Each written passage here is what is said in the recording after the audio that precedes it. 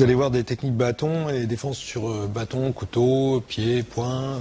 Comment se défendre avec un bâton, avec une canne, avec des moyens de fortune quelquefois. Ça peut être la ceinture, ça peut être une casquette, ça peut être une chaussure, une veste. La canne faisait partie de l'habillement au 19e siècle, enfin à la fin du 18e, début 19e siècle. Elle faisait partie de l'habillement pour les gens qui étaient habillés à l'époque, qui n'avaient plus le port du sabre. Et les techniques employées sont vieilles comme le monde, c'est-à-dire que c'est les techniques d'escrime pratiquées au Moyen-Âge. Les gens se sont toujours promenés avec des bâtons dans les campagnes. À l'époque du compagnonnage, notamment, les gens avaient un bâton long. Donc toutes ces techniques que vous allez voir sont un petit peu issues de techniques que j'ai pu rencontrer à travers le monde, notamment chez les Philippins. J'ai eu l'occasion d'aller aux Philippines, faire un stage et de découvrir Maître Présias au niveau du Cali, c'est intéressant. Je connais bien M. Danilo Santo avec qui j'ai fait des stages aussi. Et tout ce que j'ai pu prendre à gauche, à droite, je me suis permis de faire un petit amalgame et en observant aussi les techniques existantes en canne française, bien sûr, de faire cette petite vidéo défense avec les bâtons. Lorsqu'on travaille avec des cannes coudées comme celle-ci, c'est des cannes qui sont faites exprès pour ce travail, c'est-à-dire que l'ouverture est assez ample pour pouvoir attraper même un cou, une jambe, alors que normalement c'est un petit peu plus fermé et on a du mal à attraper. C'est des cannes qui sont faites en châtaignier, la plupart du temps, et quelquefois en micocoulier, un bois qui vit et qui pousse dans le sud de la France, qui est un bois très dur, très dense, qui ne casse pas facilement. Quelquefois en noisetier, les cannes sont faites en noisetier. En ce qui concerne le travail avec le bâton, le seul bâton à utiliser pour moi c'est le bâton philippin, c'est le roseau de manille, ce qu'on appelle le roseau de manille, qui est complètement incassable, c'est-à-dire qu'il va s'effilocher mais il ne va pas casser. Ne jamais travailler avec du matériel genre manche à balai qui casse et qui fait des arêtes vives et qui risque de blesser grièvement.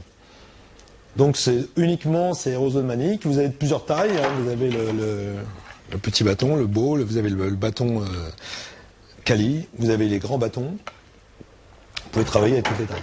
En ce qui concerne le matériel de protection maintenant, les bâtons mousse. Donc tout ce matériel que vous voyez là vient de chez Monsieur Charles Jousseau.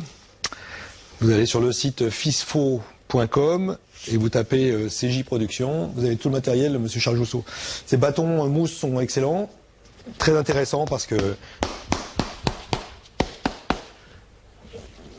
agréable à travailler.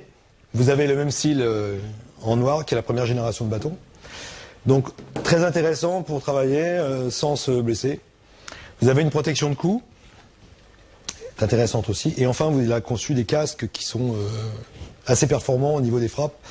Vous allez pouvoir le voir sur la vidéo. Et puis des gants avec un gel dedans qui sont assez intéressants aussi pour la préhension, pour pouvoir attraper et surtout une bonne protection pour les frappes. Et puis bien sûr la casquette de M. Jousseau, spécial choc, avec une coque plastique. Donc tout ce matériel, l'important c'est de travailler en sécurité. Les couteaux, de la même façon. Donc CJ Production fait 6 ou 7 couteaux différents, de couleurs différentes, avec une densité différente de plastique, c'est-à-dire de plus au moins dur, ce qui permet de travailler en sécurité. Et malgré tout, lorsqu'on travaille avec des couteaux, à partir du moment où on travaille avec des couteaux, on met des lunettes. Donc ces casques ont un petit défaut actuellement pour travailler avec les couteaux, c'est que l'ouverture est ici, laisse passer quand même les couteaux. Donc c'est une très très bonne protection, il faudra juste rajouter une petite grille devant pour protéger les yeux. Important de travailler en sécurité.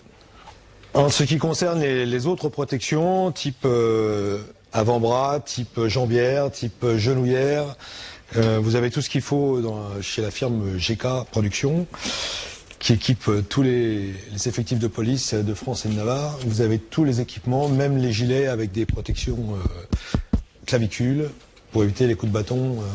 Et vous avez ce qu'on appelle le Redman, c'est-à-dire la combinaison totale, très efficace, très intéressante pour travailler et recevoir tous les coups, pieds, poings, bâtons et couteaux.